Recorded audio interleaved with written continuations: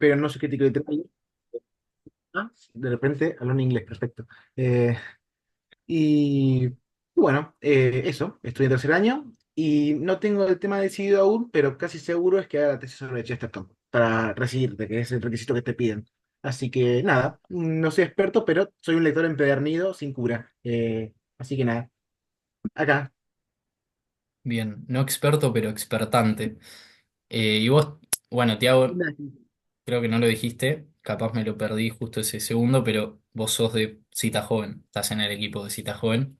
Sí, Eh, sí, es verdad. Sí, así que hace que, cosas de Santo Tomás y demás. Así que traemos exactamente. de diálogo con ese pensamiento que tanto ha nutrido a Chesterton también, ¿no? Que es la escolástica, sobre todo la escolástica tomista.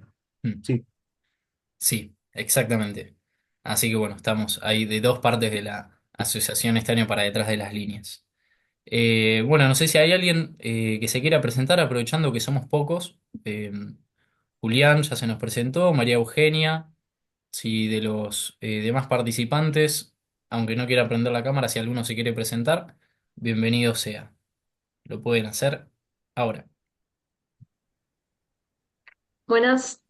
Bueno, yo me llamo Cecilia, estudio traductora de inglés, tampoco tengo un currículum ni nada. Empecé a leer a Chesterton hace relativamente poco, así que enamorada completamente de esa lectura, también católica, obviamente. Nada, arranqué con este que tengo acá. Ah, no, justo me queda como blurreado. El hombre que fue jueves, leí una página y media y dije, este autor es mi autor favorito a partir de ahora, o por lo menos está entre los tres más grandes.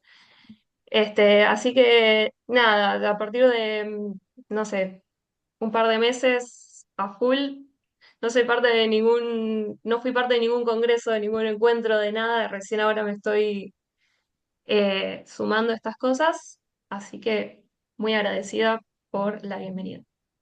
Bien, bienvenida Cecilia. Bien, acá no sé, Marco, que prendiste la cámara, si pensabas presentarte. Sí, hola a todos.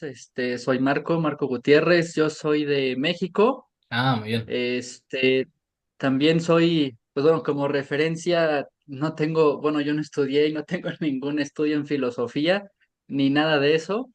Pero pues bueno, pues me gusta mucho todo lo que es la misma filosofía como tal y pues no solamente el pensamiento de Chesterton, que en lo personal pues es una deuda personal que tengo porque sí he leído bastante poco sobre él, en comparación con Tolkien y con Lewis. Como dato también, pues soy muy buen amigo de este Alejandro, del buen Alex, entonces pues Ah, bueno, por bien. él pues los conocí a ustedes, no me acuerdo ahorita el nombre, se me acaba de olvidar, el evento que hubo hace un par de meses allá en Buenos Aires, El este, Congreso Fe Arte y Mito. ese mero sí, el Congreso, y pues bueno, realmente quería inscribirme, pero bueno, por temas laborales, pues bueno, no se dieron los tiempos, ¿no? Y pues nada, pues emocionado y agradecido por estar aquí con ustedes. Buenísimo. Bienvenido, Marco, y qué bueno tener a otro amigo de Alex acá, que certifique que es tan buena persona como nosotros decimos. Y más todavía. Sí, sí, claro que sí. Bien, si no hay nadie más que se quiera presentar o representar o agregar algún opúsculo a su breve presentación, entonces vamos a comenzar, ¿sí? Les recuerdo cómo es más o menos la dinámica. No es una exposición, ¿sí? Nosotros resaltamos algunas partes del texto que nos parece que iluminan las partes más valiosas justamente o que nos ayudan a penetrar en el mensaje que tiene este cuento de fondo. Y la idea es que vamos a hacer unos pequeños comentarios sobre eso, traer a colación otra idea que nos parece interesante. Bueno, es en realidad la misma idea, pero mencionada en otros textos del autor, como para enriquecer lo que dice el cuento, y ahí se va a abrir el diálogo para que todos podamos participar. No lo abrimos mientras se van pasando las diapositivas porque los vamos a tener que interrumpir, entonces la idea es que sea al final más fluido. Si en el medio se les ocurre algo, lo que sea, anótenlo, déjenlo en el chat y después lo vamos retomando, sí, para el final de las diapositivas, que no es algo muy extenso, ¿sí? Bien, para empezar, bueno, es el cuento que vamos a tratar, justamente Las estrellas errantes de Chesterton. No es el primero, pero es sí uno de los primeros, casi a la mitad de El candor del padre Brown, como ustedes habrán visto. Primero unas breves palabras, sí, sobre el autor, teniendo en cuenta también que hay varios como niveles de lectura por ahí, algunos que leímos varios libros, otros que quizás se están cruzando con las primeras lecturas de Chesterton, como para poder también dar algunas ideas sobre su persona, ¿sí? Chesterton es un autor que tiene una amplitud enorme tanto de temas como de estilos, ¿sí? Él no estudió una carrera, cursó eh, no mucho tiempo en lo que sería una facultad de artes, donde se veían estudios tanto de lo que nosotros consideramos artes y todo lo respectivo al dibujo, las artes plásticas, como también estudios de filosofía incluía. Esas carreras, al menos acá en Argentina no se ve, capaz en México, en Costa Rica sí hay algo por el estilo, desconozco. Pero bueno, él deja rápidamente sus estudios universitarios y se dedica como profesión al periodismo, ¿sí? Que muchos por ahí sí se cruzaron con escritos, ensayos suyos, ya lo habrán notado porque mismo él lo menciona, trata mucho, escribe incluso sobre el periodismo, y lo que nosotros hoy leemos como libros son las cosas que él publicaba. Incluso los cuentos del Padre Brown se publicaban en primera instancia en los diarios, ¿sí? Pero también como para que valorar lo que es la grandeza de este autor, que no es alguien que tenía un doctorado, un máster y estudios de años, sino que era una persona eh, muy humilde, considero que con una gracia enorme, enorme porque llega a niveles de profundidad eh, y de agudeza poco comunes. Y que leía todo lo que se le cruzaba y a una velocidad increíble, ¿sí? Por acá en los participantes vi que está Fernando del Acre. Vos estás haciendo la diplomatura, así que, bueno, ya escuchaste varias cosas y varios detalles sobre esto, si es que no lo sabías de antes. Eh, ¿Y qué pasa? Como Chesterton no es justamente un académico, tiene la bendición de no encerrarse en un sistema, de no querer hacer manuales, de no querer justamente hacer todo ordenadito, decir, en este libro solamente voy a hablar sobre esto, lo voy a hacer de pe a pa, desarrollando tal idea. No, él transmite su pensamiento y a veces parece que no va dejando todo el rastro detallado, sino que parece como si fuese saltando de un tema al otro o bailando de un tema al otro. Quizás por eso es tan hermoso de leer a veces, porque no está atado a una estructura y un hábito académico, justamente. Eh, y la ventaja de eso es que las ideas que tienen los ensayos las puede poner también en otro tipo de relatos, como es en este caso, vamos a ir viendo, en los cuentos policiales, entre comillas, ¿sí? Una de las pocas cosas que él estudió, eh, podríamos decir, son justamente los relatos policiales. Incluso fue presidente de una asociación de escritores sobre relatos policiales y podemos encontrarnos con este pequeño librito, ¿sí? Que es Cómo escribir relatos policíacos, que me falta el dato si es recopilación de ensayos, que es lo más seguro, o un volumen que publicó. Creo que es una recopilación, ¿sí? De ensayos que más o menos van sobre el tema. Así que si algo sabía, además de todo lo que sabía, era cómo hacer buenos relatos policiales, ¿sí? Como ya lo habrán constatado. Bien, Tiago, ¿querés agregar algo más hasta acá? No, solamente que sí, es recopilación. Sí. Excelente. Toma parte de El Defensor y demás artículos periodísticos. Sí, muy bien. Entonces, recopilación de los editores. Bien, vamos a pasar entonces ya a tratar el cuento, ¿sí? Eh, Sé que por ahí no es el cuento que uno se espera para un primer encuentro de 2.0. Cuando lo trajo a colación uno de los chicos, como para que sea el que íbamos a tratar en este encuentro, también llamó la atención, pero después al releerlo tiene sentido, ¿sí? Ya vamos a ir viendo. Bien, tenemos, como les comentaba acá, varias citas que vamos a ir tratando como para ir rememorando y viendo lo más importante que fuimos viendo en el cuento. Eh, Parece importante destacar justamente el comienzo, ¿sí? Si habrán notado, hay un cambio de narrador, ¿sí? En la historia, porque comienza hablando Flambeau propiamente, que él después es como que desaparece, ¿sí?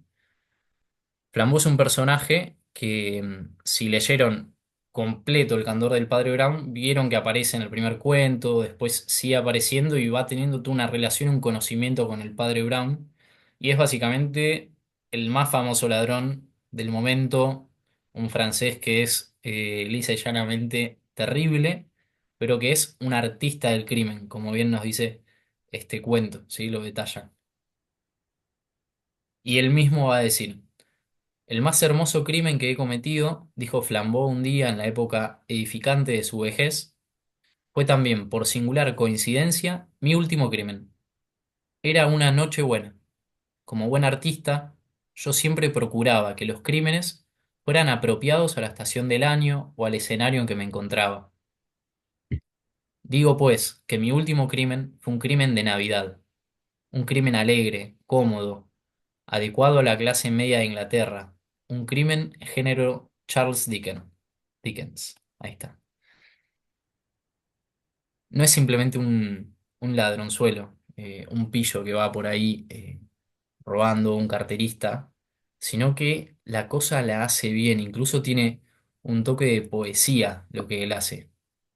Es decir, hay como cierta naturaleza eh, que es bellísima, está predispuesta a lo poético, a hacer las cosas de una manera bella en Flambeau, pero que hasta su encuentro con el padre Brown está mal usada, está desviada en el objeto en el cual la lleva a cabo esta poesía, que la ejecuta. Eh, y en este caso, justamente es su último crimen. Su último crimen, y qué valioso que sea, justamente lo pone Chesterton en una noche buena. Después, bueno, cuando relata, termina siendo el día después de Navidad, lo aclara más adelante en el cuento, pero sigue siendo tiempo de Navidad, sabemos que dura más que solamente 24 horas, así que es válido, ¿sí? En Navidad es el último crimen, y esto tiene muchísimo valor. Chesterton, en el libro que escribe sobre Santo Tomás de Aquino, él dice que la encarnación eh, es un antes y un después, no solo en cómo se considera la historia, sino que pasa a ser el suceso central de toda la historia de la humanidad, la encarnación de Cristo. Y acá vemos cómo no solo de la historia de la humanidad, sino también es un suceso central en la historia de una persona, de un personaje literario, ¿sí? Que es este Flambeau, este ladrón, un suceso central, la encarnación. Y Charles Dickens, ¿por qué Charles Dickens? Justamente es un autor que a Chesterton le encantaba.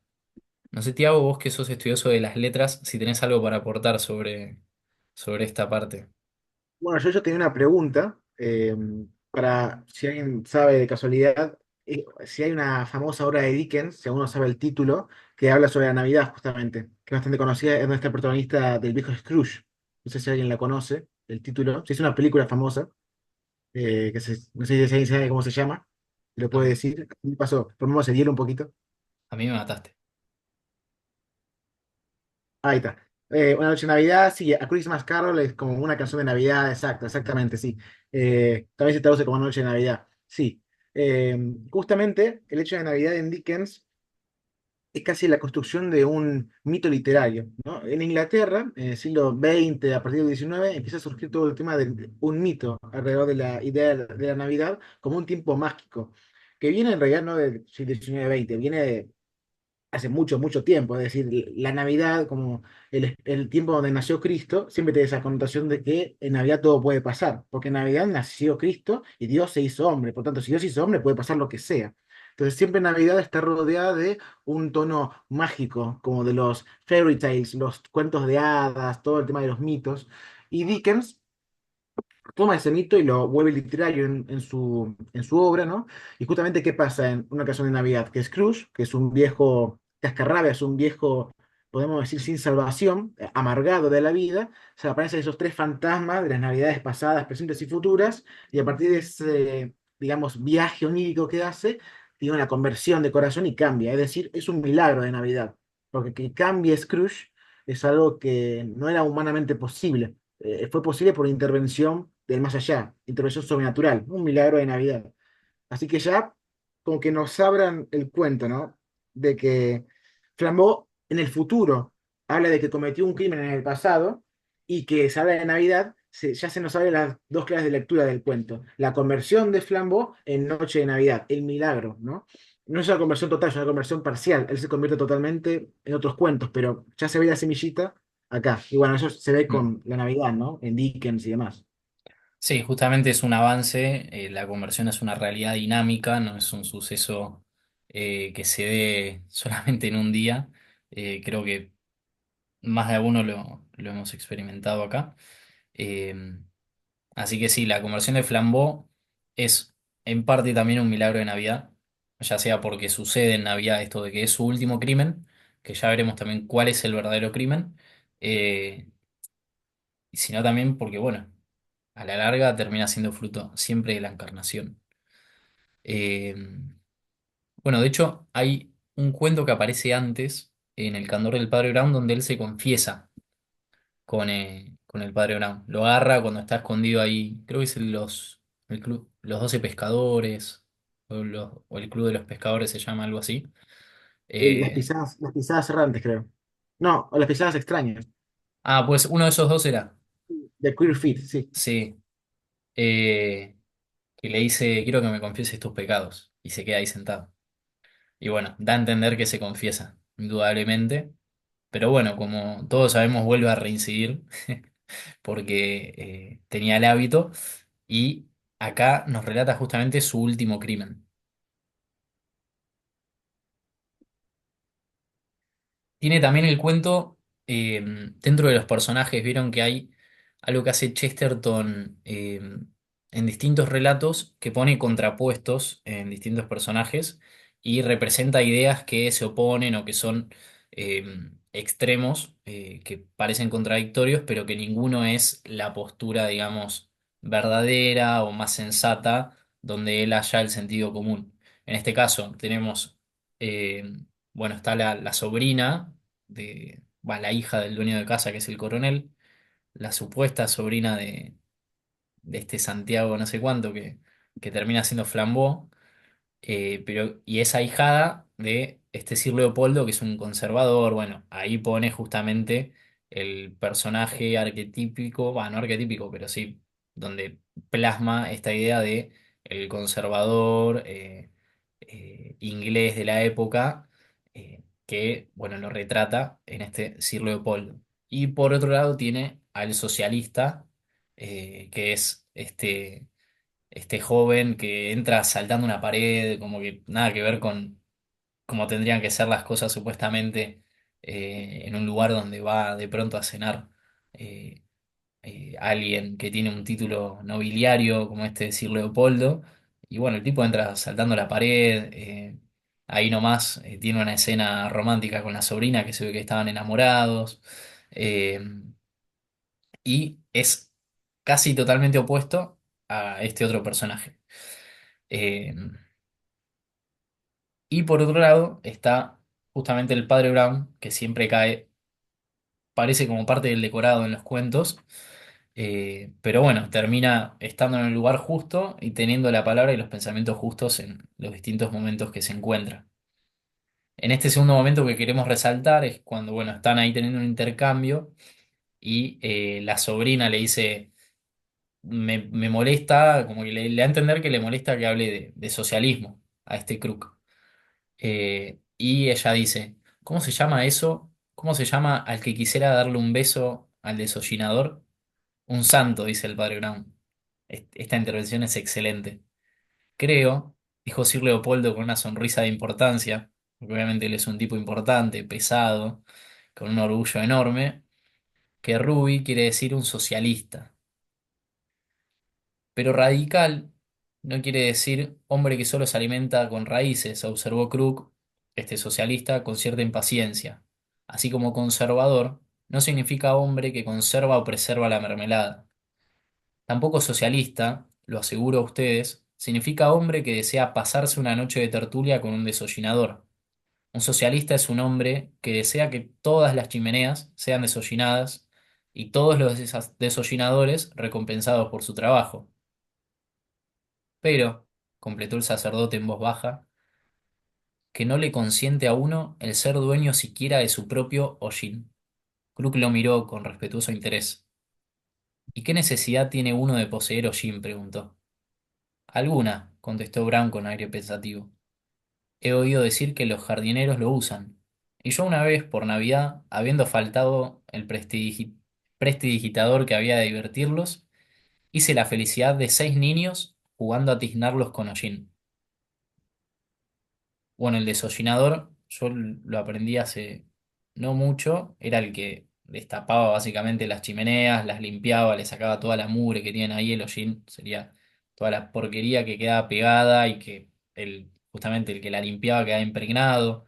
Muchas veces usaban niños para esto, que era algo terrible, niños muy chiquitos porque los metían ahí. Bueno, calculo que varios ya, capaz sabían también ese dato, pero creo que ilumina bastante el diálogo.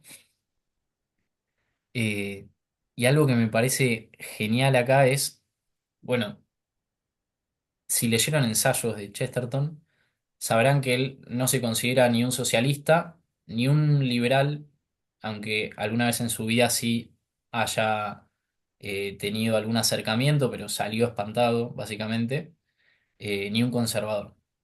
Es más, incluso él, algo que menciona y de lo cual digamos, hace una queja abierta, porque esto recuerda que se publicaba en diarios, es que justamente tanto socialistas como conservadores, como liberales, al fin y al cabo terminaban todos transando entre ellos y haciendo las mismas cosas. Entonces era todo una diferencia, una pelea aparente, porque terminaban gobernando los mismos apellidos, las mismas familias históricas terminaban teniendo el poder. Entonces era todo una especie de acting y había gente que, bueno, sí se lo creía, pero era la que básicamente no hacía diferencia alguna.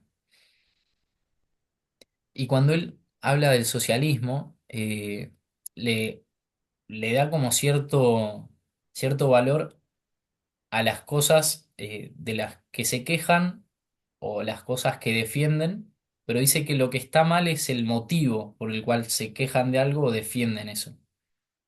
En este caso, bueno, se ve claro que eh, ellos valoran al desollinador, es decir, al laburante, al que trabaja en algo de servicio al otro, un trabajo muy sucio, que lo hacía una clase bajísima en ese momento, lo valoran y lo quieren como, justamente, ¿cómo se llama? El que quisiera darle un beso al desollinador, como que, bueno, tienen esta idea de que los socialistas los aman, los quieren ir besando a los desollinadores.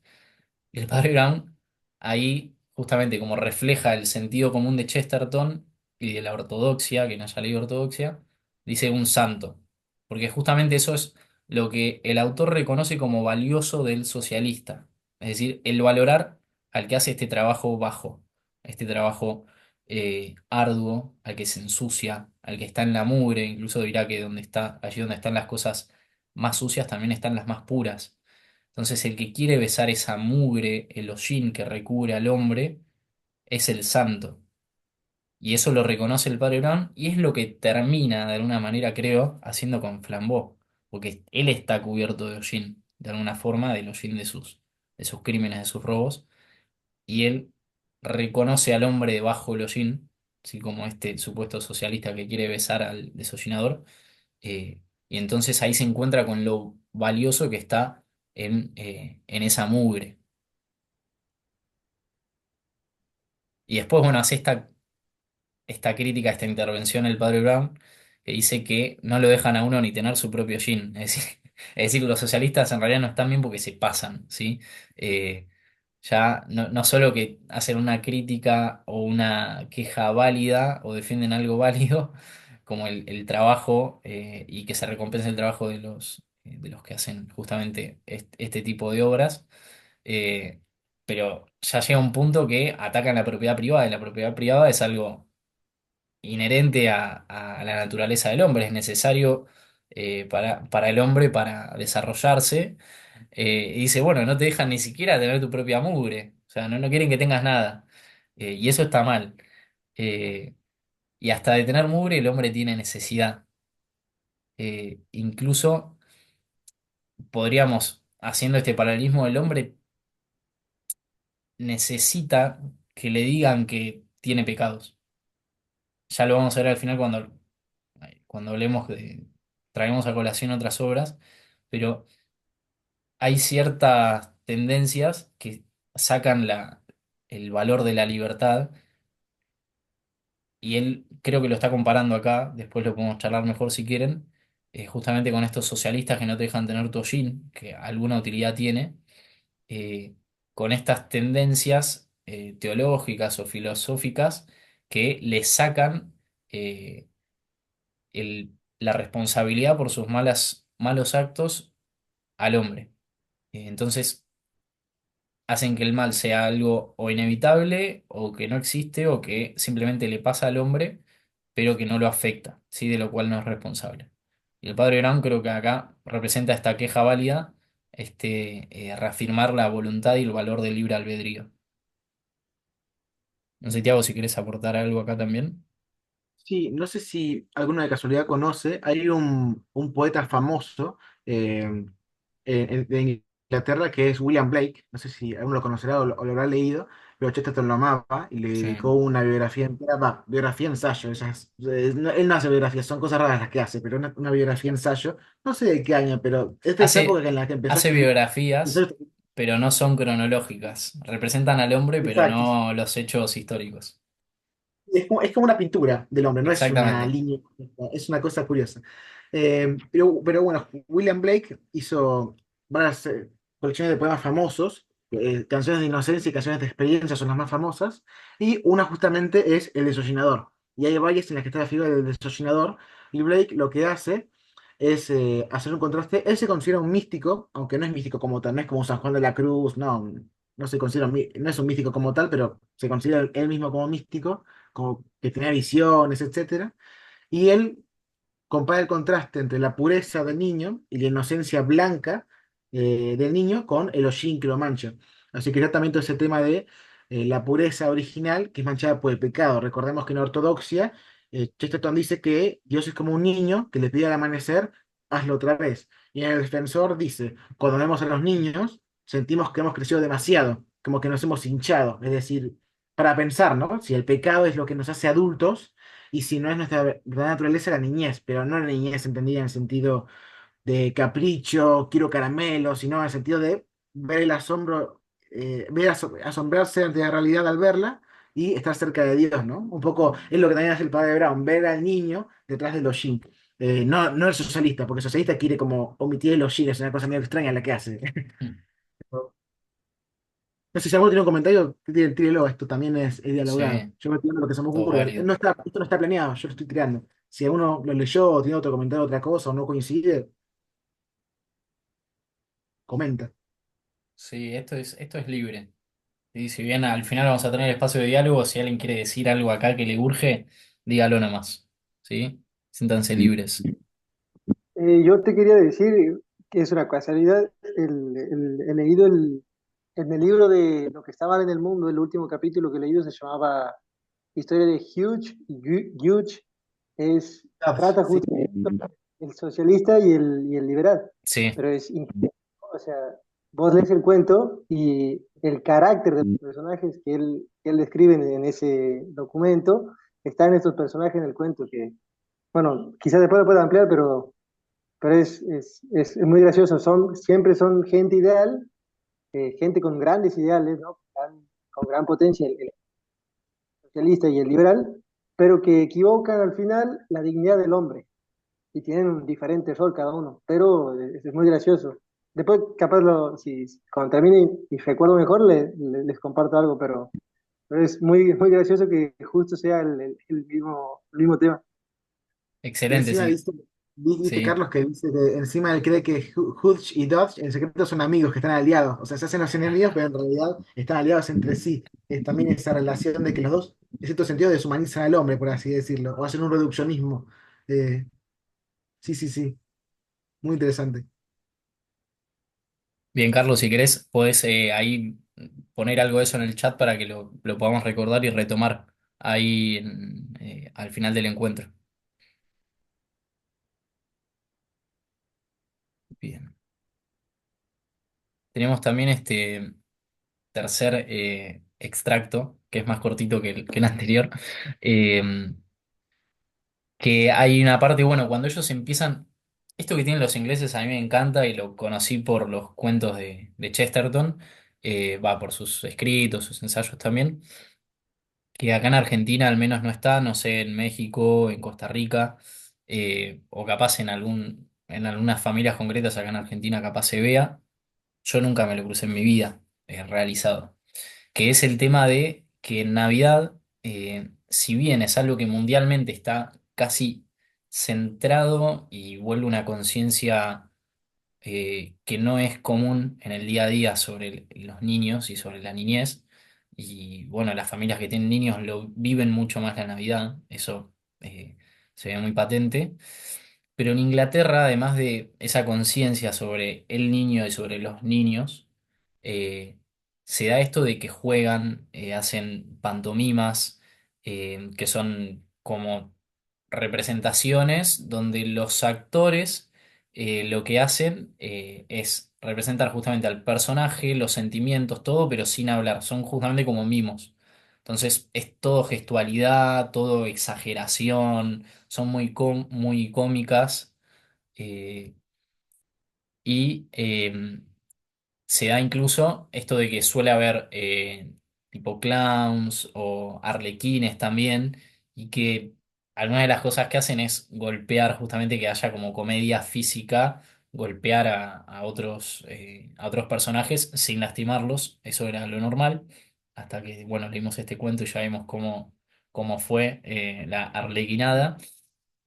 Pero bueno, es algo que es parte de su cultura, ¿no? Esto de que lo hacían al menos antes, no sé si hoy lo seguirán haciendo en Inglaterra, algunas familias espero que sí, pero de tener como tantos juegos, chistes, pantomimas, cosas clásicas, me parece fantástico. Y en esta parte del cuento es cuando estaban como recordando chistes o bromas que se hacían anteriormente o que ellos habían hecho cuando eran más chicos en Navidad, y una era la de sentarse en un sombrero de copa. Eh, y el socialista interviene y dice que encontró algo que es peor, que es más humillante justamente que el sentarse en el sombrero. Y el tío, bueno, el padrino este, Sir Leopoldo, el conservador, le dice, de modo que ha encontrado usted algo peor, más humillante que sentarse uno en un sombrero de copa. ¿Qué sé yo si puede saberse? Me imagino muy soberbio diciendo estas palabras. Toma, le dice el socialista, que el sombrero de copa se le siente a uno encima. Es decir, tener puesto el sombrero de copa. Básicamente le está diciendo lo más humillante que puede pasar, más humillante aún que estar sentado en un sombrero, es ser como sos vos, un, un Sir, un conservador, y tener todo ese peso, ese orgullo que te hace ser una persona no solo aburrida y pesada del trato, sino pesada en cuanto a falta de humildad. Eh, Recordemos en Ortodoxia. Dice Chesterton que Satanás cayó por el peso de su orgullo, hablando de estas personas graves que tienen esta personalidad justamente pesada, diríamos, en español. Eh, Tiene ahí otro juego en inglés, no sé si Tiago, si vos después querés traerlo a colación, el juego que hace en ¿La inglés. de Satán? ¿Cómo? Bueno, la de Satán esa, la Claro, la frase. de Satán, que Es, cayó por el peso de su propio orgullo. Satan fell by the force of gravity, sí, literalmente por la Claro, fuerza de gravedad. Y gravedad es justamente el efecto de la masa ante la fuerza gravitacional, o sea, el peso. Es el Claro, pero peso que... es casi la misma palabra, ¿no? Gravy eh, le dicen al... sí, Gravity sí, se puede decir por su peso. Es como por su orgullo es un poco más libre, pero Claro, también es orgullo, así sí. que se entiende. Porque Eh, lo traducen así porque antes dice Los Ángeles puede volar porque se toma a sí mismos a la ligera. Así que como dijo eso mm, antes, traducen peso de orgullo. Que no es gravedad eso, pero está claro. bien, se entiende la idea. Sí, antes de hablar de Los Ángeles, habla de las personas que tienen justamente este temperamento pesado, que Claro, creo sí. que era Gravy, algo así en inglés, eh, y ahí pasa justamente hace la analogía, pasar de pesado, de difícil de digerir la personalidad, a pesado de justamente gravedad. Pero bueno, es muy interesante cómo él relaciona esto de ser una persona orgullosa que se tiene, digamos, justamente esta persona que usaría el sombrero de copa, cómo lo relaciona con el que tiene un orgullo grande que lo hace ser pesado, que lo hace caer justamente. Y eso creo que es una constante, al menos en este cuento, con este Sir Leopoldo.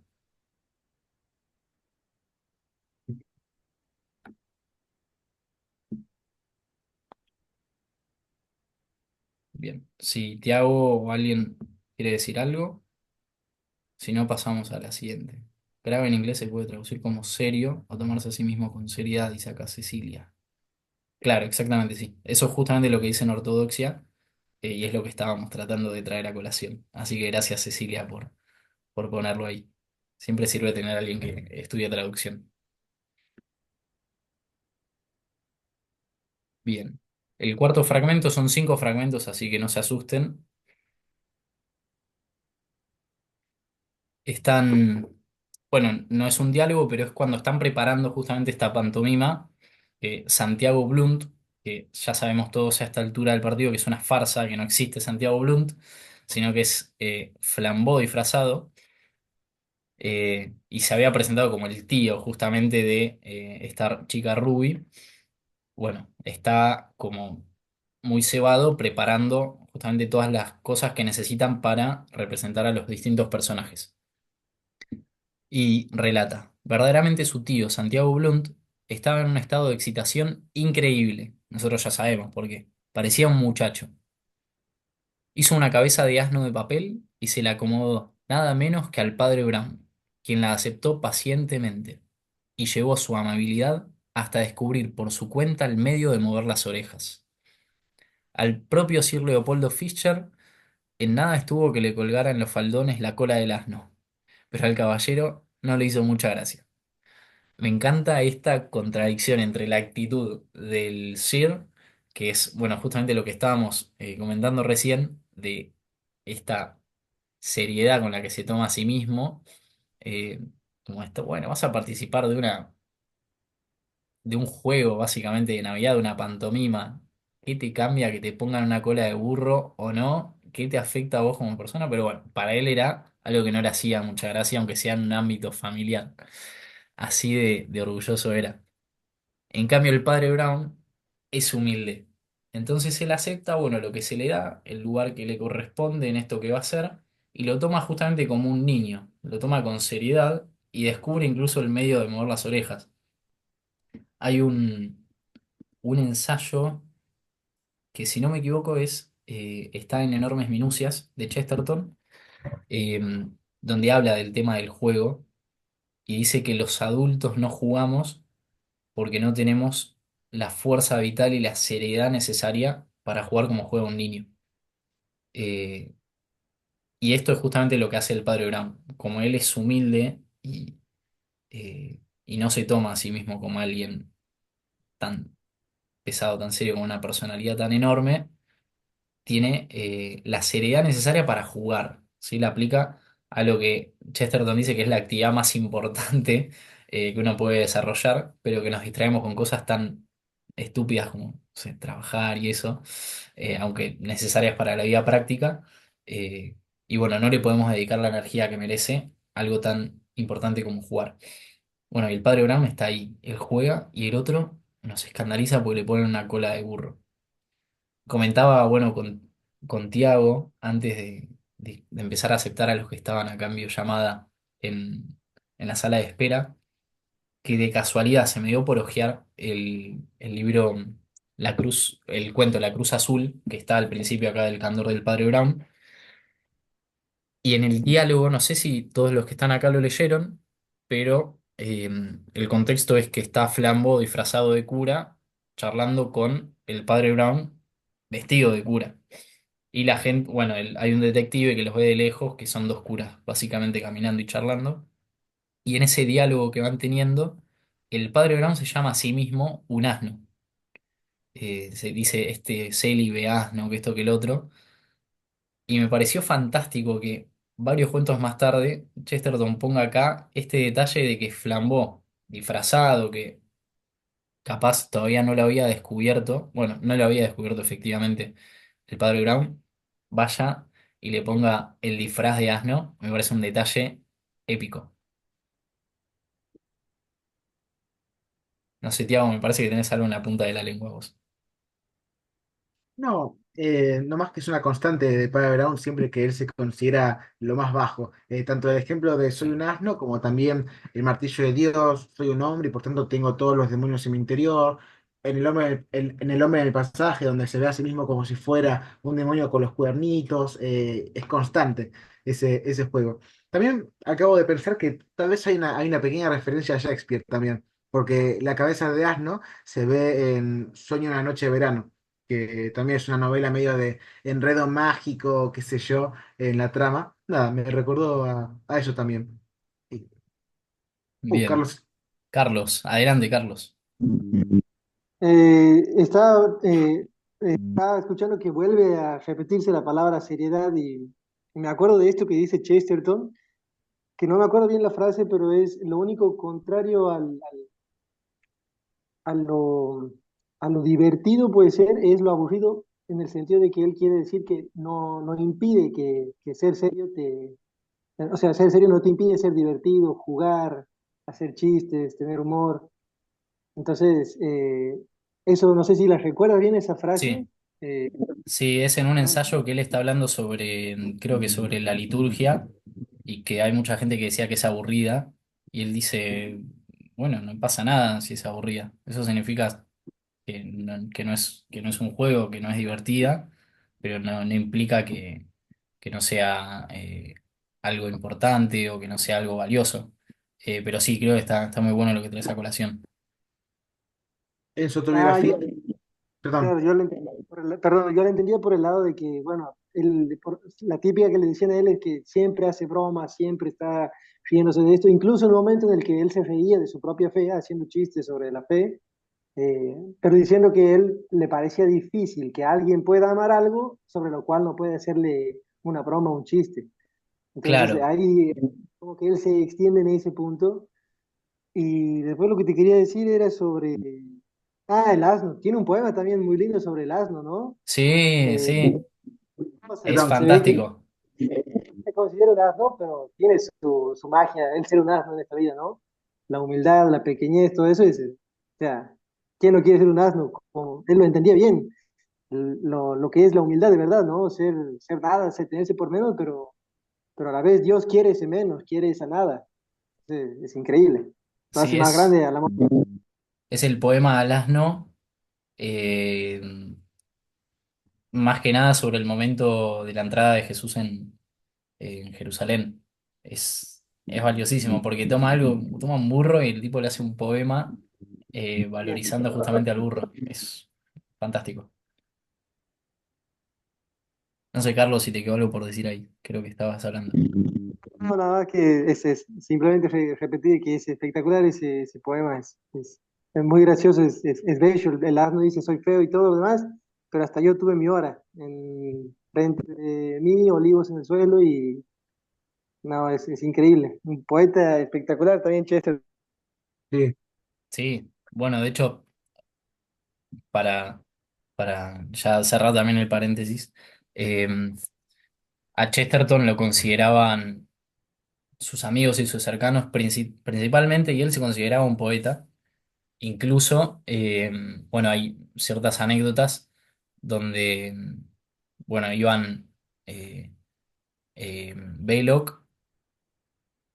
otro que no me acuerdo quién era ahora, eh, y, y Chesterton iban exaltados, y uno se pone a cantar, a relatar a viva voz un poema, y Belloc le dice, che, pero ¿de quién es eso? Y él le dice, de Gilbert. Y Belloc le responde, ah, del maestro. O sea, lo consideraban no solo un poeta, sino el maestro en materia de poesía. Eh, sí, sí, incluso, bueno, toda la valorización que tiene de la poesía como algo que excede al verso, que se mete incluso en la prosa y en los ensayos, en los relatos, en todo. eh, Habla de un tipo que vivía y veía el mundo poéticamente, no solo que escribía poesía y le gustaba leerla, sino que realmente veía que la realidad era poética. Y por eso, bueno, puede hacer todo lo que hizo.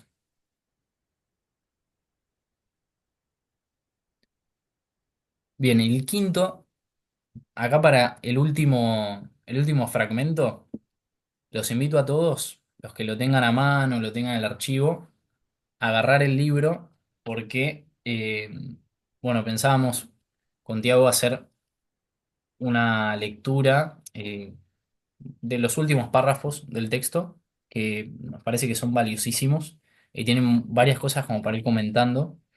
Así que los esperamos 10 segunditos a que agarren el libro y vayan, bueno, al cuento, a la parte del final, ya cuando están el padre Brown y Flambeau, que está agarrado del árbol y está el padre Brown abajo. Sí, la parte del final que dialogan entre ellos, que vayan ahí y cuando avisen que están todos, hacemos una lectura ahí de esa parte.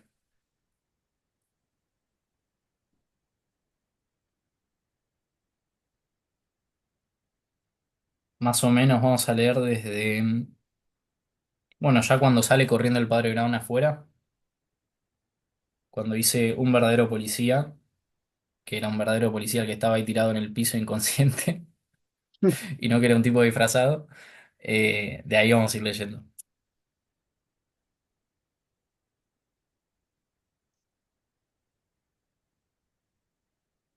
¿Alguien todavía no está ahí? Bien, si nadie dice, entonces supongo que están todos ahí. Bien, vamos a la parte que dice, bueno, vamos todos. En el extremo de aquel exuberante jardín hay huecos y emparrados. Los laureles y otros arbustos inmortales se destacan sobre el cielo de zafiro y la luna de plata, luciendo aún en mitad del invierno los cálidos colores del sur. La verde alegría de los laureles cabeceantes, el rico tono morado e índigo de la noche, el cristal monstruoso de la luna, forman un cuadro irresponsablemente romántico. Y por entre las ramas más altas de los árboles puede verse una extraña figura, que no parece ya tan romántica cuanto imposible. Brilla de pies a cabeza, como si estuviera vestida con 1 millón de lunas. La luna real la ilumina a cada momento, haciendo centellear una nueva parte de su cuerpo. Y el bulto se columpia, relampagueante y triunfal, saltando del árbol más pequeño que está en este jardín al árbol más alto que sobresale en el vecino jardín. Y solo se detiene en sus saltos porque una sombra se ha deslizado hasta debajo del árbol menor y se ha dirigido a él inequívocamente. Flambeau, dice la voz, que parece usted realmente una estrella errante, lo cual, en definitiva, quiere decir una estrella que cae. Acá esta imagen que lo relata, lo describe a Flambeau como que brilla de pies a cabeza y al padre Brown como una sombra que está debajo. ¿Sí? El ladrón, el que se está saliendo con la suya, con el mal, de poeta mal llevado a cabo, brilla de pies a cabeza casi como si tuviera 1 millón de lunas. En cambio, el padre Brown, el humilde, se presenta como una sombra, al ras del piso, bajo. No se exalta, no se sube a los árboles para brillar con una luz que no le es propia, sino que es humilde, es como una sombra. Y acá vos, Tiago, que lo leíste en inglés, ¿cómo es el tema con la estrella errante que cae? Bueno, esto para pensarlo, ¿no? Que parece interesante. Igual, por supuesto, acá Cecilia nos podría ayudar, ¿no? Yo, por supuesto, Obvio. no estudio traducción, pero justo el título de la historia es The Flying Stars. Y flying en inglés es lo que se denomina. Usar esta palabra es lo que se denomina en crítica literaria una dilogía, de dilogos, ¿no? Dos discursos, dos significados, que es cuando una palabra que tiene dos significados o más, que se usa como un juego, ¿no?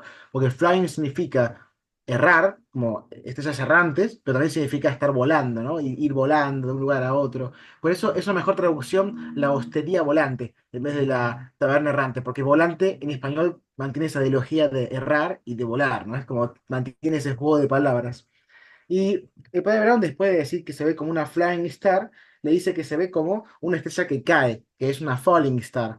Y falling star, sí, es literalmente estrella que cae, está bien, pero es así como se llaman los meteoritos, por ejemplo, como falling stars. Y justamente el tema del meteorito que es una roca que se cae por acción de la gravedad y que se desintegra en el proceso. Eso recuerda al martillo de Dios, ¿no? Con el martillo que cae y que la monstruosa fuerza de la gravedad aumenta su peso hasta cometer el pecado del asesinato. Bueno, acá es lo mismo, es el pecado, perdón, la gravedad, sí, el pecado, que desintegra al sujeto un poco. Está ese juego, ¿no? De sos una estrella que está cayendo, como un meteorito que se está desintegrando, ¿no? Sí, como Eh, Satanás que cae de lo alto del exacto, cielo, justamente. exacto. Si Es se una, dice es así, una analogía constante que hace. exacto. Y esto amista también, porque si sigue así cayendo, va a desintegrarse, porque el mal es la privación del ser. Entonces, eh, cada vez se acerca más a la nada. Sí, sí. Exactamente. Carlos, ¿querías decir algo? Sí, sí, sí, sí, si quieres que lo diga al final me dice, ¿no? Pero me llama la atención que al principio el cuento en esa escena, él cómo describe el paisaje, Chesterton es espectacular describiendo, pero vos, o sea, nosotros nos ubicamos desde abajo, o sea, él estando abajo en la sombra, como dice vos, en el lugar del padre Brown, se ve hermoso todo, se ve la luna, se ven las estrellas, se ven las alturas de los árboles, todo, y me ponía después en el lugar de Flameo, arriba en el árbol, debes tener miedo de caerte, estás más atento a no lastimarte que con toda la belleza de todo ese jardín que se podía ver desde el lugar del padre. Sí, tal cual. Incluso Eso, desde la altura se veía ver al padre justamente como una sombra, porque es casi, es digamos, no natural el lugar de donde estaba mirando. Entonces las cosas se ven mal desde esa perspectiva. Es lo mismo que pasa en el martillo de Dios que trajiste vos, Tiago, a colación, justamente. Bien, si les parece, seguimos la lectura y vamos avanzando en el final del cuento. La relampagueante y argentada figura parece inclinarse desde la copa del laurel para escuchar a la pequeña figura de abajo, con la seguridad de poder escapar en todo caso. Flambó, nunca ha hecho usted cosa más acabada.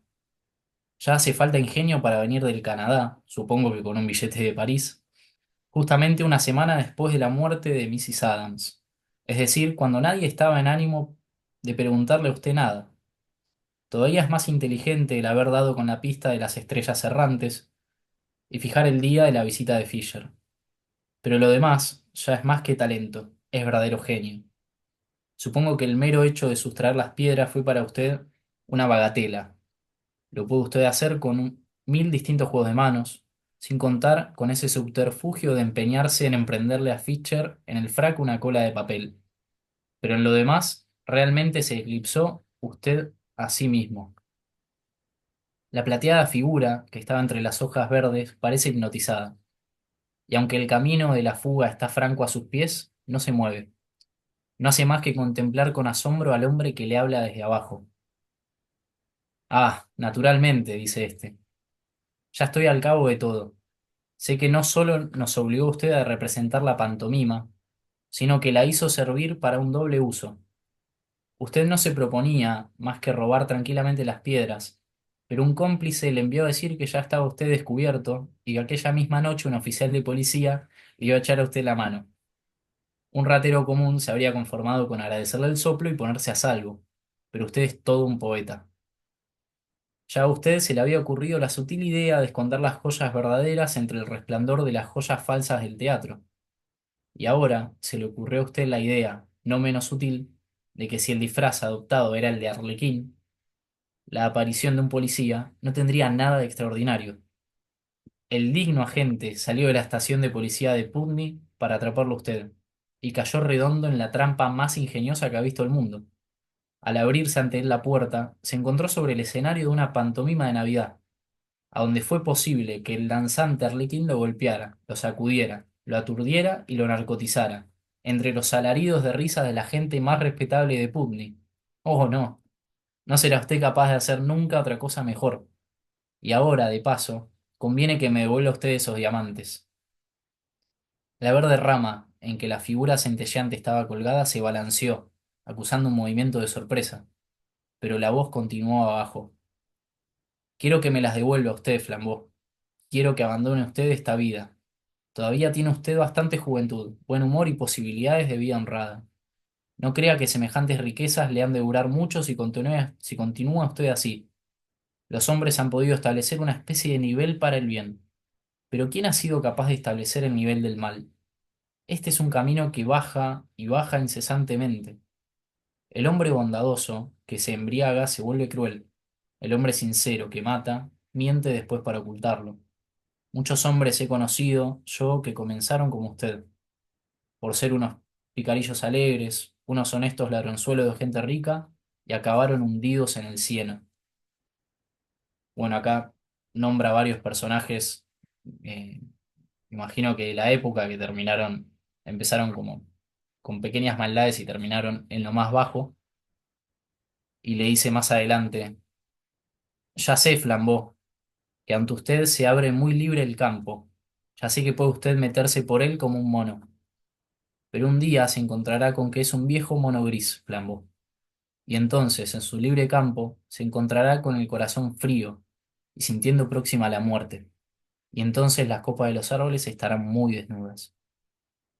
Todo permaneció inmóvil, como si el hombrecillo de abajo tuviera atrapado al del árbol con un lazo invisible, y la voz continuó. Ya usted ha comenzado también a decaer. Usted acostumbraba a jactarse de que nunca cometía una ruindad, pero esta noche ha incurrido en una ruindad. Deja tras sí la sospecha contra un honrado muchacho, que ya se tiene bien ganada la enemistad de los poderosos. Usted lo separa de la mujer a quien ama y de quien es amado, pero todavía cometerá usted peores ruindades en adelante. Tres diamantes, como tres rayos, cayeron sobre el césped, lanzados desde la copa del árbol. El hombre pequeñín se inclinó a recogerlos y cuando volvió a alzar los ojos hacia la verde jaula del árbol, vio que ya el pájaro de plata la había abandonado. La recuperación de las joyas, y le tocó realizarla al padre Brown de casualidad como siempre, fue causa de que aquella noche acabara en jubiloso triunfo. Sir Leopoldo, en un rapto de buen humor, hasta se atrevió a decirle al cura que aunque él en lo personal tenía miras mucho más amplias, no era incapaz de respetar a aquellos que en razón de su credo estaban obligados a vivir como enclaustrados e ignorantes de las cosas del mundo.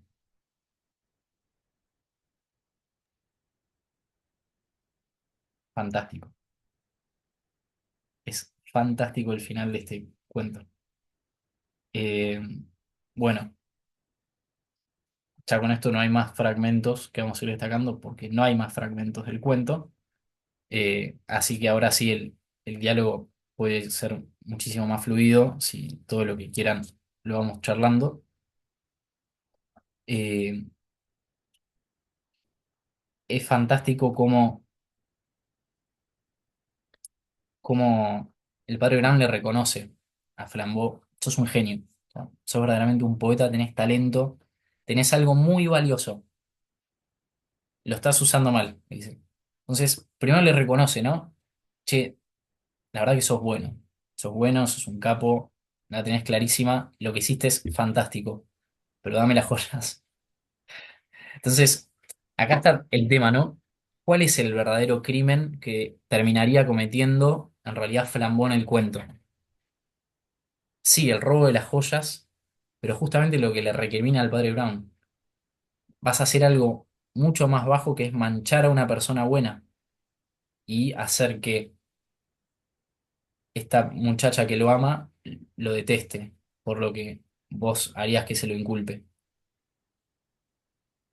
Y está genial que se valore mucho más eso, mucho más el valor de un amor naciente y sincero que el valor de unas joyas. ¿Sí? Que igual está bien, o sea, se las hace devolver y se las devuelve Flambeau, me parece fantástico, pero creo que la verdadera maldad que iba a cometer justamente Flambeau era el interrumpir eh, ese amor que estaban haciendo y que se tenían dos personas.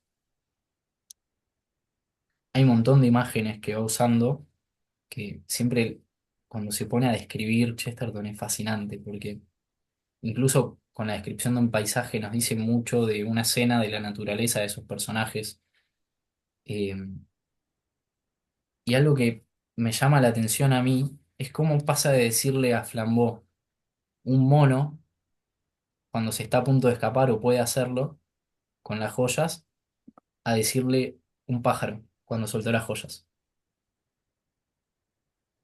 Justamente ahora es como más liviano y puede volar como los ángeles y no es algo cierta manera parecido al hombre pero inferior como es el mono, si bien el pájaro también es inferior, pero tiene como esa analogía que se puede comparar a los ángeles del volar justamente por su ligereza, cómo se liberó de esto, ¿sí?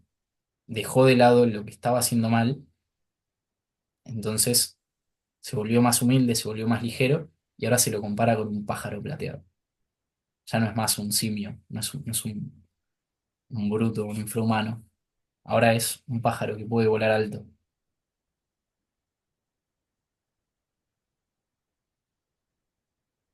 El que quiera, vaya aportando, ¿eh?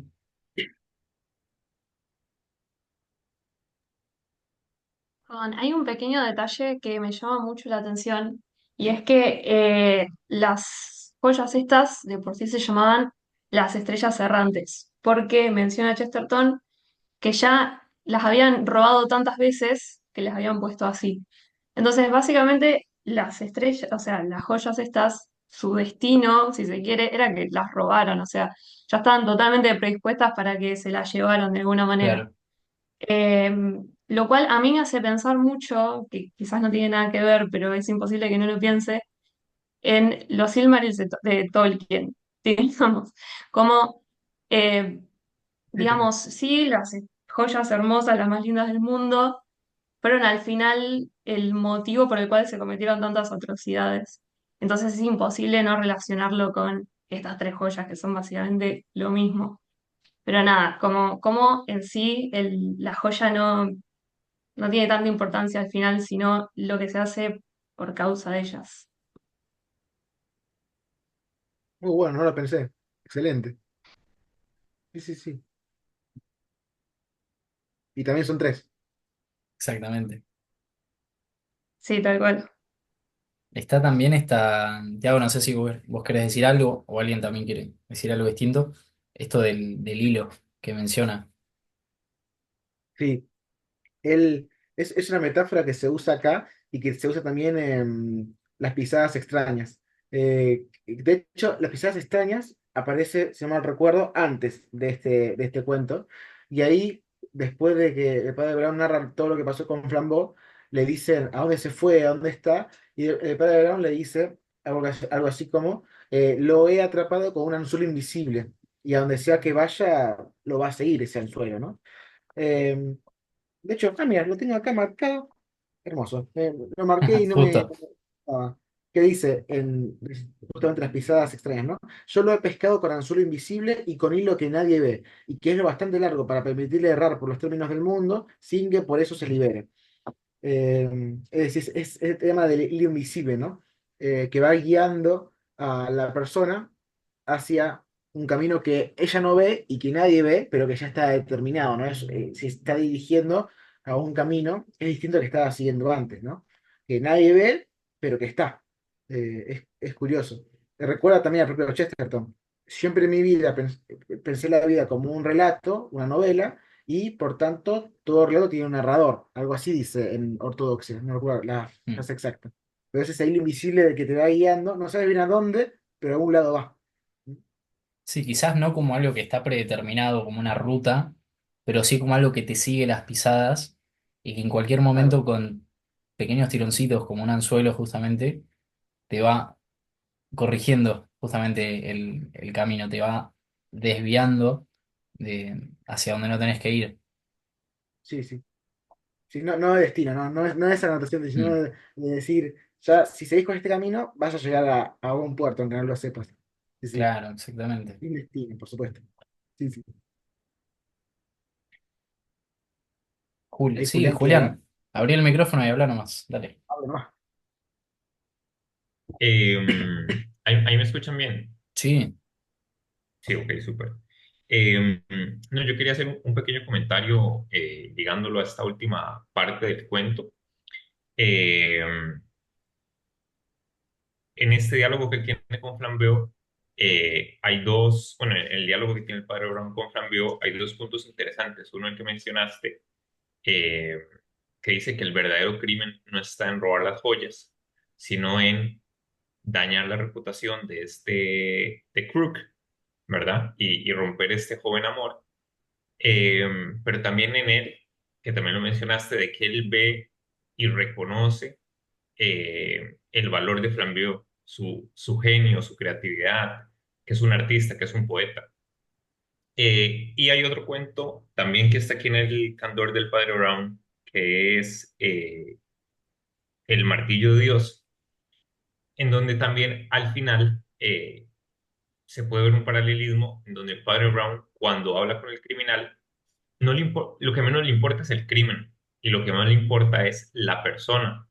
Y me gustaría leer este fragmento porque digamos, aquí está todavía, en el Martillo de Dios está todavía más claro que en las Estrellas Errantes. Entonces lo voy a leer y termino el comentario. Eh, Aquí Padre Brown, él está, digamos, este diálogo que voy a leer, él justamente le cuenta al criminal que ya sabe todo, ya sabe cómo hizo todo, ya lo descubrió. Entonces dice, pero oiga lo que le voy a decir. Le digo que sé todo esto y que nadie más lo sabrá. El siguiente paso lo tiene que dar usted. Yo no daré ni uno más. Sellaré esto con el secreto de confesión. Y si me lo pregunta, le diré que hay muchas razones y solo una que le concierne a usted. Le dejo que tome la decisión porque no ha ido muy lejos dentro del mal, como hacen los asesinos. No ayudó a que imputaran el crimen al herrero, cuando era muy fácil hacerlo, ni a su esposa, cuando también lo fue. Intentó que acusaran al pobre Joe porque sabía que no sufriría. Ese es uno de los destellos que mi oficio me obliga a buscar en los asesinos. Ahora baja el pueblo, vaya tan libre como el viento, pues he dicho mi última palabra. Entonces, yo veo como que a pesar de que está hablando aquí con un asesino, él ve más allá del crimen, ¿verdad? Él no juzga al hombre, sino que ve, incluso es capaz de ver como la bondad en ese personaje. Y veo lo mismo aquí en Flambeau, que lo primero que hace el padre Brown es justamente ver los aspectos positivos y ver que a pesar de que es un ladrón y un gran ladrón, eh, más bien le ve el potencial de bondad que tiene. excelente, gracias, gracias Julián. No sé si alguien más quiere hacer otro aporte, si no pasamos a unas ideas que creo que pueden enriquecer más todavía el diálogo. Y ya en unos minutitos, 10 15 minutos, si quieren, vamos cerrando porque se nos hace tarde. Sí, sobre el hilo, yo lo veía como la conciencia más que el camino Claro, de Dios, porque después la imagen que han dicho anteriormente, que era como un anzuelo o algo así, que nadie ve, ¿no? Que es algo que nadie puede ver tu conciencia, pero que va guiando tu paso, o sea, te da cierta cuerda, un hilo ¿Verdad? como te da cierta cuerda, pero vos terminas volviendo, o sea, está diciendo el tipo, o sea, la escena es así, es el padre hablando, o sea, yo veo la humildad y la soberbia, ¿no? El pecado, al final todo pecado es soberbia, en el fondo es una soberbia, y está la humildad del padre Brown reconociendo lo bueno y lo talentoso de ese acto, que era un acto criminal, ¿no? Pero reconociendo lo bueno, lo habilidoso, que es la humildad de andar en verdad, y la soberbia, en la escena en la que él le dice, le empieza a decir, sos un genio, él queda paralizado porque le encanta que le digan eso. Es como el pecado del artista, ¿no? La soberbia, la vanidad, él queda paralizado ahí y sigue, le da tiempo de seguir explayándose al padre cuando empieza a hablar del crimen que puede llegar a cometer y entra en juego la conciencia, el peligro del pecado, de la monstruosidad del pecado, y queda paralizado por eso ahora. Primero entra con la dulzura del halago. La soberbia se paraliza y después lo paraliza el horror de lo que puede llegar a cometer. Y por eso le dice, está como con un hilo. Y cuando dices esto de que en el encuentro anterior, yo lo he marcado con un hilo que siempre lo va a seguir, yo visualizo esto, una caña de pescar que te va siguiendo, que te da chance de extenderte un poco, pero al final te tira, es la conciencia, yo lo veo así. Pero la escena me parece la humildad y la soberbia del pecado, dialogando. Está muy bueno. Encima es lo que dice Santo Tomás. Está el tema de la ley natural que está presente en la conciencia del hombre, que es la participación de la ley divina en la criatura racional. Entonces, sí, te da como ese hilo que te va guiando y te va indicando todo. Está muy bueno. Sí, es increíble. Chesterton es la psicología del pecado que maneja Chesterton y la forma, o sea, tiene una comprensión tal de las cosas que lo puede poner en forma de cuentos y tan imaginativo. O sea, la conciencia como un hilo, como una caña de pescar. Eso es conocerla en profundidad, ese aspecto psicológico y moral del hombre es un genio. Sí, tal cual, Carlos. De hecho, bueno, gracias por el comentario porque da pie a la última diapositiva que habíamos armado. Eh, es como para traer a colación, no a modo de conclusión de que no se diga nada más después de esto, sino como para traer a colación algo que nos parece que es eh, central en este cuento y en sí también en el autor, que es el tema del mal. A ver si me pasa, ahí me pasó la diapositiva. ¿La ven bien todos? Sí. Bien. El autor y el mal, justamente. Eh, los que conozcan por ahí un poco de la biografía de Chesterton, sabrán que él no siempre fue, primero, católico, antes de eso no era anglicano y antes de eso era ateo incluso. Eh, tuvo, bueno, como cierto proceso casi que pasó por un teísmo, después se hizo anglicano, después católico. Si bien fue criado en una familia que era anglicana, pero más bien por costumbre y no tanto por convicción. Eh, es decir, tenían los valores, pero vaciados de sentido, tenían las costumbres de la época victoriana, todas esas cosas. Entonces, la religión que él vivió hasta su temprana juventud no tenía mucha profundidad, no tenía mucho valor, no era algo que apasione, entonces lo dejó fácilmente. Además, él tenía un detalle que era, de alguna manera, eh, tendía como a ser más tranquilo, casi depresivo, se podría decir en algún aspecto, no como hoy que hay, bueno, diagnósticos de depresión y toda esa cuestión, no eso, sino en cuanto a su talante, su forma de ser y sus ideas. ¿Qué pasa? Él, cuando se consideraba a sí mismo como ateo en su juventud, su adolescencia y hasta más o menos los 26 años casi, es decir, le duró, tuvo mucho contacto con todo lo que es espiritismo, ocultismo, incluso estando en ciertas prácticas que no están cristianamente bien vistas para nada, y con razón no están bien vistas porque incluyen contacto con cosas bastante turbias. Él todo eso lo conoció en primera persona. Entonces, conoce el mal. ¿Sí? Era un tipo que lo venía conociendo, tuvo contacto, lo vio, vio que no es mentira que hay espíritus malignos, no es mentira que el mal está en el mundo, que si bien está esta verdad filosófica de que el mal es parasitario del bien, es como justamente como el agujero en el queso Gruyère, el mal sería el agujero y el queso sería justamente el bien, el agujero está.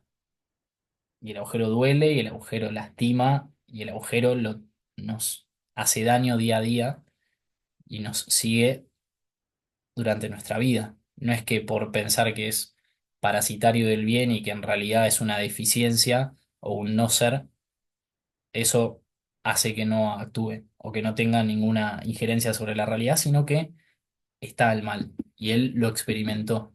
Entonces, todo este desarrollo que él después hace sobre justamente la psicología del pecado y demás, tiene una profunda reflexión unida a una profunda experiencia.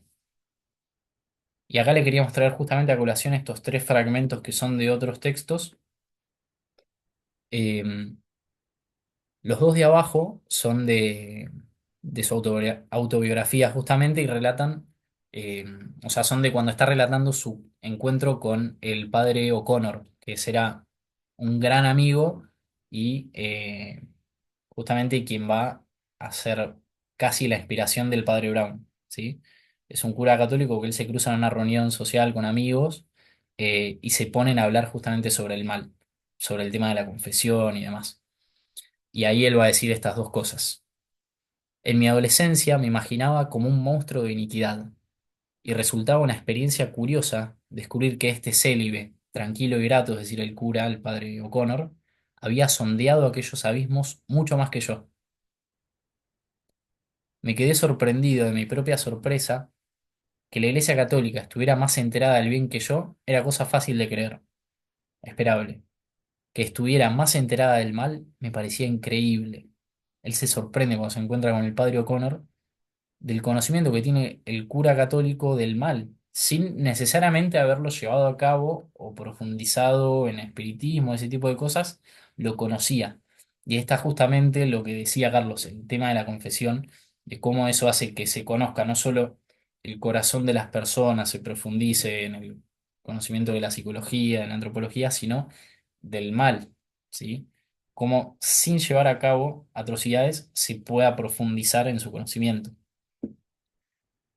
Y en este librito que les mostré hace un rato, en un ensayo que es, ¿cómo se llama? El Detective Divino, se llama justamente, eh, dice, la iglesia es la única que se ha forzado alguna vez por crear una maquinaria de perdón. La iglesia es la única que ha intentado por sistema perseguir y descubrir los crímenes, no para vengarlos, sino para perdonarlos. Y esto es justamente lo que hace el padre Brown. Es ese detective divino que persigue el crimen no para castigar, no para vengar, como hace el Estado, como hace la justicia como sistema, sino para redimir a la persona. Por eso él quiere tener, incluso el hollín, quiere la mugre, quiere al que está sucio, al pecador, porque lo quiere redimir, no porque lo quiere castigar. Por eso el que no le importa redimir a las personas, tira al hollín. En cambio, el padre Brown justamente dice, ¿quién quiere besar eso? Un santo, justamente. Bueno, me parece fantástico lo que permite reflexionar, y más aún uniendo con sus otras obras sobre el mal en nuestra vida y cómo lo ve la iglesia y lo redime incluso. Bueno, ahora sí, el que quiera charlar, hablar, aporte, micrófono abierto a todos, conversación. Si nadie quiere decir nada, no decimos nada, pero charlemos.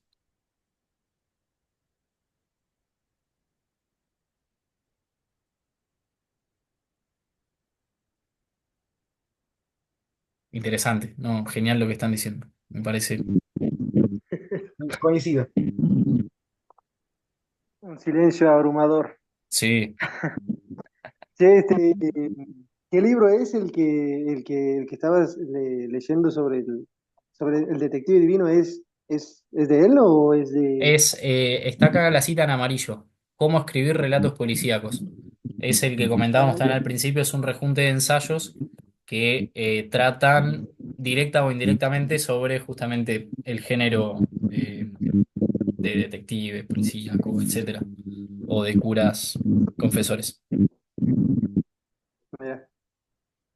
Y el detective divino es un título, es una descripción Es un de algún ensayo, personaje. es un Ah, sí. ensayo dentro de este libro. A ver, Ah, les muestro que el índice. Bueno, no se va a ver nada, ¿no? Obviamente, pero está ahí. Son varios ensayos, tiene 4 carillas, creo. Es cortito. No, la última frase está muy buena. Ayer hablaba con un amigo y hablábamos que algunos creen desde afuera que los católicos o los cristianos somos como medios tontos y no se nos ocurren maldades o no nos enteramos de cómo son las cosas. Pero yo le decía, la verdad es que se nos ocurren maldades y tal vez a veces peores que los demás. Y la fortaleza no está en esto de que no se nos ocurran maldades, sino que ante esas maldades que se nos ocurren, no decirlas o no actuar para no herir a los demás y porque en definitiva no nos perfeccionan ni nos hacen mejor, ni nos hacen acercarnos a Dios. Pero está como esta mirada rara, ¿no? De que, no sé, somos medios tontos o medios inocentes, yo qué sé. Sí, es verdad. Sí, no, no inocentes en cuanto a libres de manchas, que obviamente no Claro, estamos libres claro, de manchas, inocente en el más de mal sentido que ingenuos, lo usa la... claro, Sí, sí, ingenuo, esa es sí, la palabra. No me acuerdo dónde lo decía, pero él decía explícitamente, la iglesia no es el hogar de los justos, sino el hospital de los pecadores. Es decir, hay que dar sí, vuelta a esa concepción errónea de la iglesia. es un Sí, hospital de sí. Es campaña, la casa sí. del hijo pródigo, más que del hijo mayor.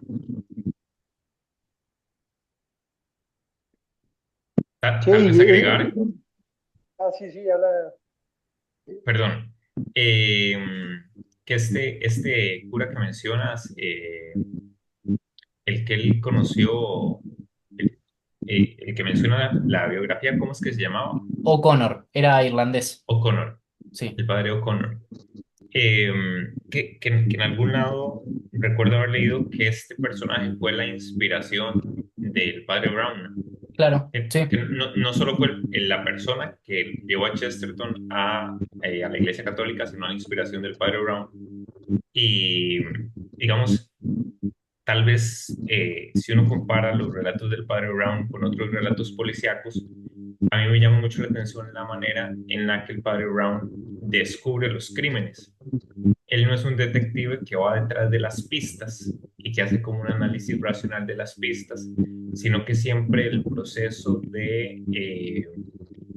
digamos, de racionamiento para llegar a solucionar el crimen es puramente psicológico y se basa como en el profundo conocimiento que tiene el padre Brown de la psicología del hombre y del mal. Creo que incluso, si no estoy mal, también es en el Martillo de Dios que, que cuando el padre Brown le dice al criminal todo lo que ha hecho, él le dice como, ¿es usted un demonio? Y él le dice, soy un hombre y por lo tanto tengo todos los demonios en mi corazón, ¿verdad? Entonces, me llama mucho la atención y me gusta mucho como realmente, y mencionaba aquí María Eugenia, que el padre Brown da esa impresión de ser como muy ingenuo, muy dócil, medio tontito, pero tiene un conocimiento sumamente profundo de la psicología del hombre. Y realmente él creo que en ningún cuento busca las pistas, sino que es como que analiza al personaje y analiza como qué lo llevó psicológicamente a este exceso que hizo cometer el crimen. Y eso a mí me parece fenomenal. sí, tal cual. Esto que estaban diciendo María Eugenia y Julián, es justamente hay un cuento en, no sé si es La sabiduría o el escándalo del padre Brown, uno de los dos, que es ahí en esa, digamos, parte de la línea de tiempo. Flambeau ya es este viejo que está retirado y es, o sea, fue por el buen camino. Eh, y hay un periodista norteamericano que le pregunta al padre Brown, bueno, ¿cuál es tu método? Y el método del padre Brown es que él se imagina todos los pecados posibles. Es decir, él ya concibió todas las posibilidades de hacer el mal en esa situación. ¿Por qué? Porque es tan humilde que eh, se sabe voluble de pecar de todas las maneras posibles. Entonces, esa humildad hace que él vea posible en su propia persona hacer todo mal posible, y es, al fin y al cabo, la humildad y el conocimiento del corazón del hombre lo que hacen que él pueda después decir, bueno, esta persona es así, su pecado habrá sido este. Y incluso busqué acá la autobiografía de Chesterton en uno de los últimos capítulos, sino el último, que es el dios de la llave dorada. Bueno, toda una analogía que va haciendo en la autobiografía, pero empieza diciendo, y es el capítulo donde narra el encuentro con el padre O'Connor, y dice, hace algún tiempo que sentado en un atardecer de verano, pasando serena revista a una vida indefendiblemente afortunada y feliz, calculé que debía de haber cometido por lo menos 53 asesinatos. Esto es Chesterton hablando, su autobiografía. Calculé que debía de haber cometido por lo menos 53 asesinatos y que he estado complicado en la ocultación de unos 50 cadáveres que delataban otros tantos crímenes. Habiendo colgado una vez un cadáver de una percha, escondido otro en el saco de un cartero y decapitando un tercero para ponerle la cabeza de alguna otra persona, y muchos más a través de numerosos enredos de esta especie. Cierto es que he perpetuado la mayoría de estas atrocidades sobre el papel, y recomiendo vivamente al joven estudiante que, excepto en casos extremos, dé expresión a sus impulsos criminales en esta forma, y no corra el riesgo de estropear una idea, bella y bien proporcionada, rebajándola al plano del experimento material, donde sufre con demasiada frecuencia las imperfecciones inesperadas y las desilusiones de este bajo mundo, trayendo consigo una serie de consecuencias legales o sociales indignas y desagradables. Qué fantástico. O sea, te está diciendo, mata a todos, haz todos los crímenes que quieras, pero que sea en el papel nomás. Es genial. Es un genio el tipo, es increíble la inteligencia que se ve en lo que escribe, ¿no? Sea lo que escriba, sea gracioso, sea que hable en broma, es una inteligencia. Es como vos decías al principio, él ha tenido una gracia muy especial, Sí, eh, era una iluminación especial, especialísima, porque no puede ser tan inteligente. Siempre hay una luz, aporta una luz más a cualquier cuestión que vos la tienes entendida, lees algo de él y pum, resulta que había como 50 kilómetros más de camino. sí, tal cual. Esa explicación Eh, la da en El Secreto. El Secreto del Padre Honesta. sí, justamente el secreto del Padre no. Sí, Ahí lo ese es revela. el método. Sí. Eh, acá se está haciendo medio tarde ya. En Argentina van a ser las 11 casi, 11 menos cuarto pasadas. En Costa Rica y México, calculo que es más temprano, ¿no? Van a ser las 8. Ah, qué temprano que es allá. Vamos a ir a Costa Rica. No, está bueno. Hay que hacer Sí. ayer los secuencias. Eh, Entonces, una especie de futuro que diría Chesterton de esta situación. bueno, no sé si alguien se quedó con algo en el tintero como para hablar, aportar, que dialoguemos un poco.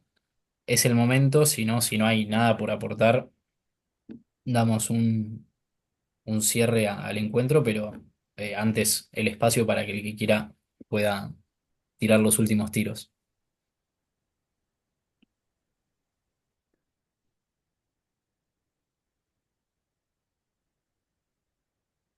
Hay, no sé, Soledad, Nazareno, Marco, que, que por ahí estuvieron más de oyentes.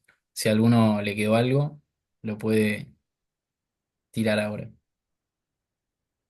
Pero no es a modo de apurarlos, tranquilos.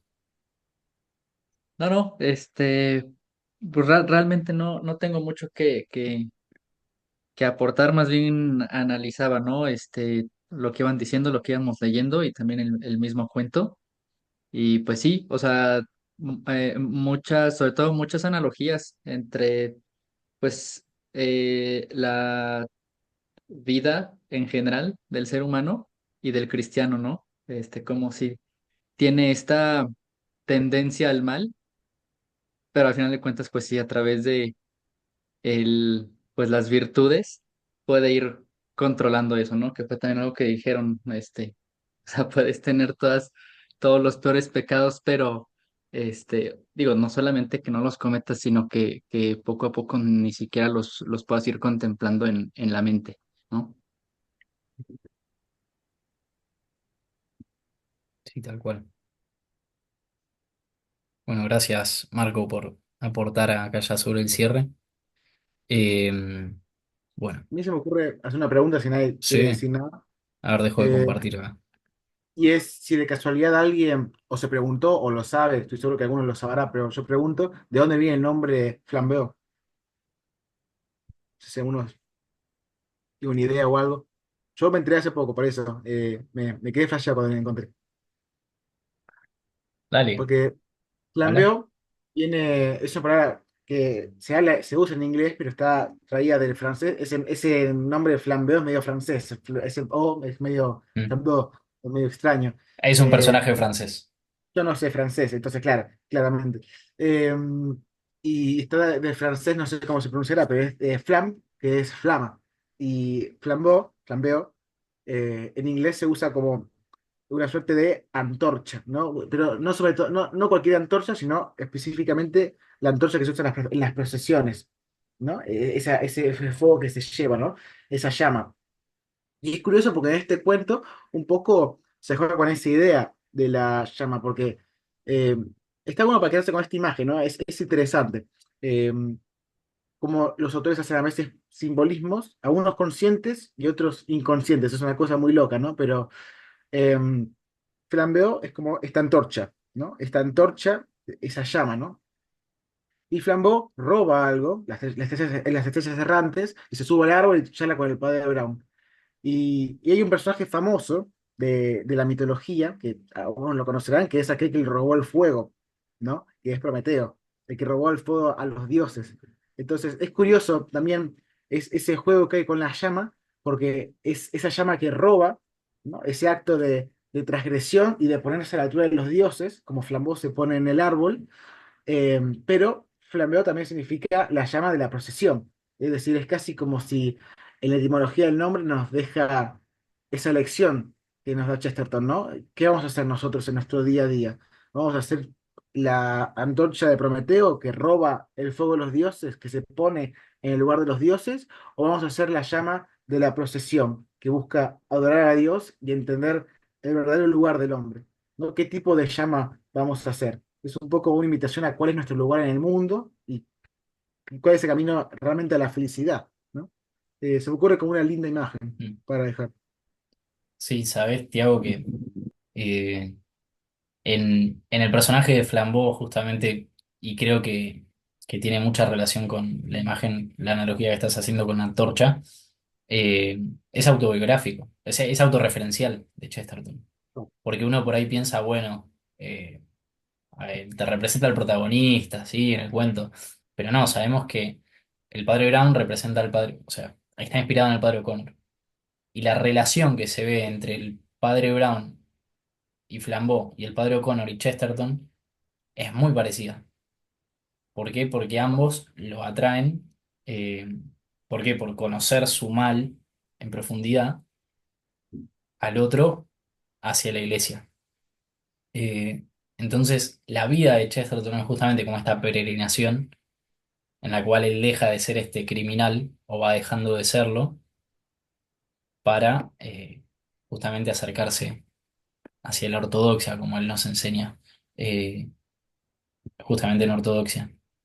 Verlo así como autorreferencial en ese aspecto me parece que ilumina mucho el valor también de todos estos cuentos y del personaje en concreto, que no aparece en todos los cuentos, pero que se ve un cambio que es, eh, que es muy claro de cómo se dio en la vida del autor.